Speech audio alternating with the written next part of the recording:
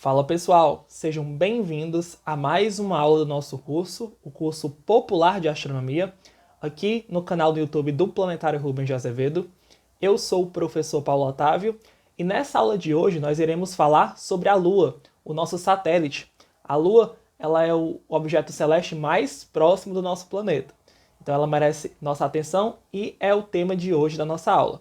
Se você ainda não é inscrito aqui no nosso canal do YouTube, você pode vir aqui embaixo, clicar no botãozinho de se inscrever e acompanhar todos os nossos conteúdos que lançamos semanalmente, especialmente para você.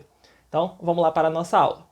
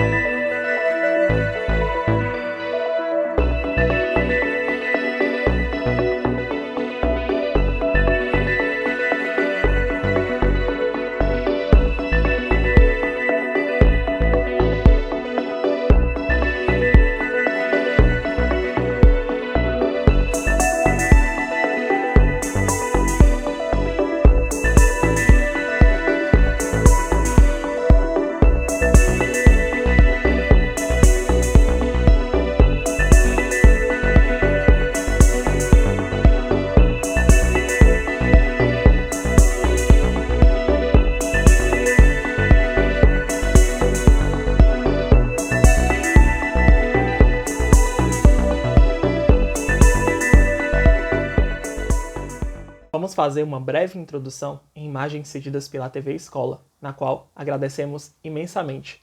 Tudo isso na voz do brilhante Valmir Cardoso. Confiram.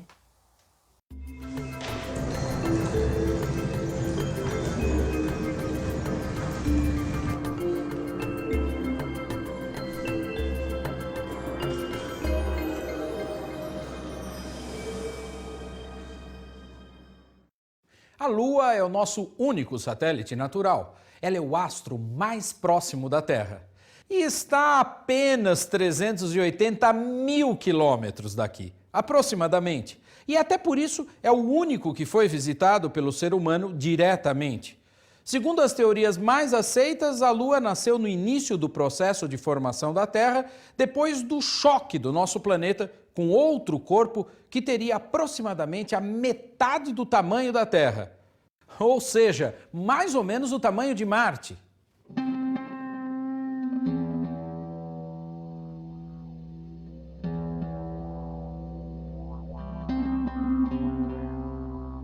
Esse impacto teria acontecido há cerca de 4,5 bilhões de anos, resultando num número enorme de fragmentos orbitando a jovem Terra.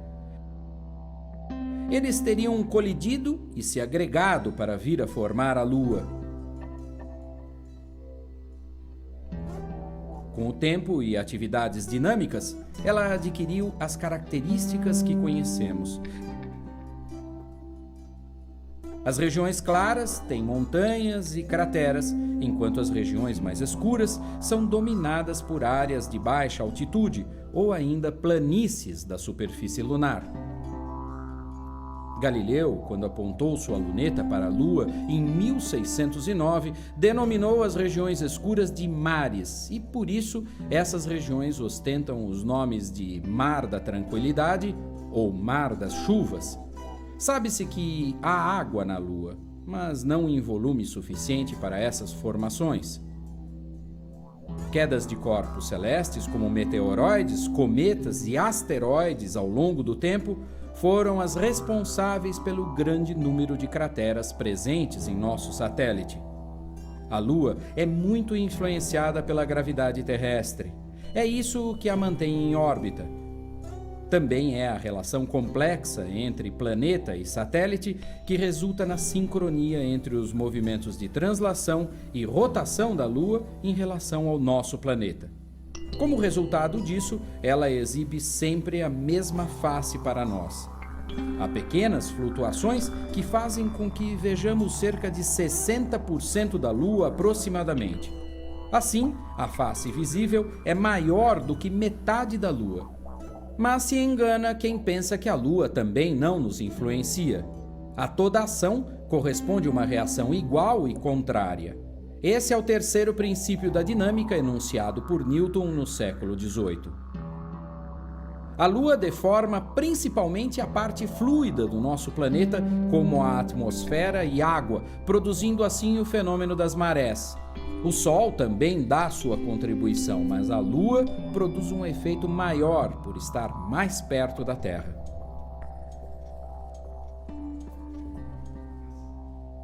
Pouco mais de uma dezena de homens já estiveram na Lua, instalando equipamentos para que nós possamos dizer que conhecemos razoavelmente bem a nossa companheira de viagem. Mas precisamos saber muito mais. Novas missões estão a caminho e talvez até uma base permanente para viagens mais audaciosas. O que está por vir? Nos vemos no ABC da astronomia. Pois bem, quando olhamos para o céu, sempre a Lua chama a atenção. Primeiro porque ela parece ser muito grande no céu e sempre está de uma forma diferente. Às vezes ela está completamente iluminada, que é a Lua cheia. Às vezes ela está metade iluminada, que pode ser quarto crescente ou quarto minguante. Às vezes uma fina camada iluminada.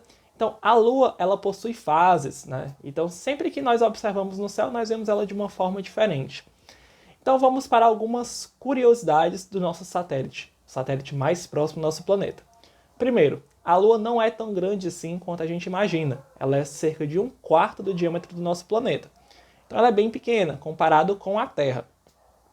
A Lua, ela é o objeto celeste, além do nosso planeta, que o ser humano já pisou. Então as missões Apollo, né, que foram para a Lua, além do nosso planeta, o ser humano só pisou até agora na Lua.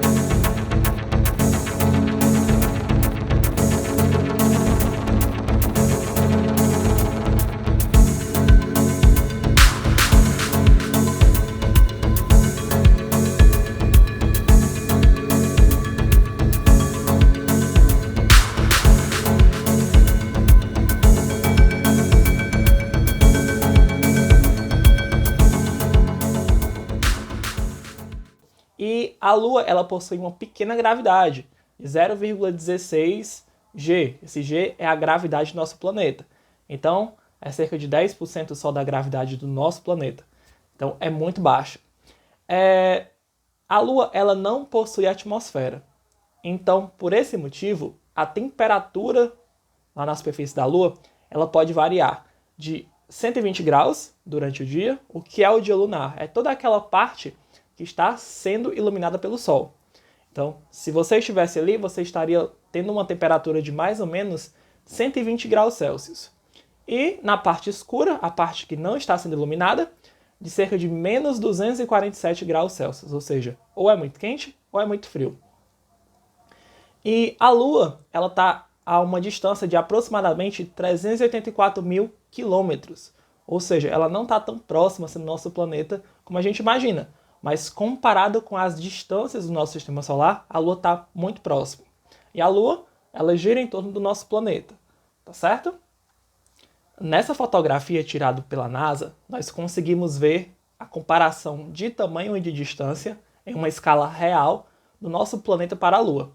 Veja que nessa foto, a Lua ela parece muito distante do nosso planeta, que seria mais ou menos 384 mil quilômetros. E a questão dos tamanhos, vejam como a Lua ela é realmente muito pequena comparada com o nosso planeta. Então, quando nós olhamos para a Lua também, nós percebemos que ela possui umas manchinhas mais escuras e umas regiões mais claras. Essas regiões mais escuras, nós chamamos isso de mares. Por quê? Porque os antigos olhavam para a Lua e acreditavam que essas regiões escuras eram formadas por água, assim como no nosso planeta. Então, essas regiões receberam o nome de mares por conta disso. Já as partes mais claras, nós chamamos isso de continentes, tá certo? Que são regiões mais elevadas e mais antigas. Os mares são constituídos principalmente por basalto, que é uma rocha vulcânica. Já os continentes é formado por outro material. Então, nessa fotografia, nós já conseguimos ver melhor essas partes mais escuras, que são os mares, e as partes mais claras, que são os continentes. E a Lua, por não ter atmosfera, ela preserva muito dos impactos que aconteceram ao longo, né, da sua existência.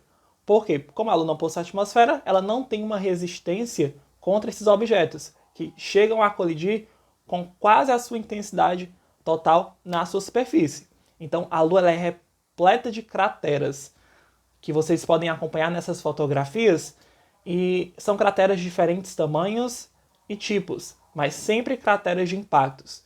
Crateras maiores foram formadas por impactos mais fortes, e as menores por objetos menores, tá? Impactos mais... como eu posso falar? Menos intensos, pronto. Essa é a palavra certa. E a gente pode ver que em uma cratera, às vezes possui até outros objetos, né? Outras crateras. Por quê? Porque são impactos mais recentes. Então você tem uma cratera maior, mais antiga, e outra cratera dentro dessa cratera que é um impacto mais recente. A Lua, por orbitar o nosso planeta, ela tem um movimento aparente com relação às estrelas no céu. Então, vamos estudar um pouco mais sobre esse movimento. A Lua ela dá uma volta completa com relação ao plano de estrelas em cerca de 27,3 dias. Ou seja, isso nós chamamos de mês sideral. A Lua ela dá uma volta em 360 graus com relação a uma estrela fixa em 27,3 dias. É por esse motivo também que ao longo dos dias nós vemos que a Lua ela vai nascendo cada vez mais tarde. Então, se a Lua hoje nasce mais ou menos 15 horas, amanhã ela vai nascer cerca de 40 a 50 minutos mais tarde, por conta desse movimento que ela tem com relação ao plano de estrelas. Então é isso, pessoal. Espero que vocês tenham gostado de mais uma aula sobre a Lua, e na próxima aula nós iremos falar especificamente sobre eclipses, tanto eclipses solares quanto eclipses lunares. Espero vocês na próxima. Até mais, um abraço e muito obrigado.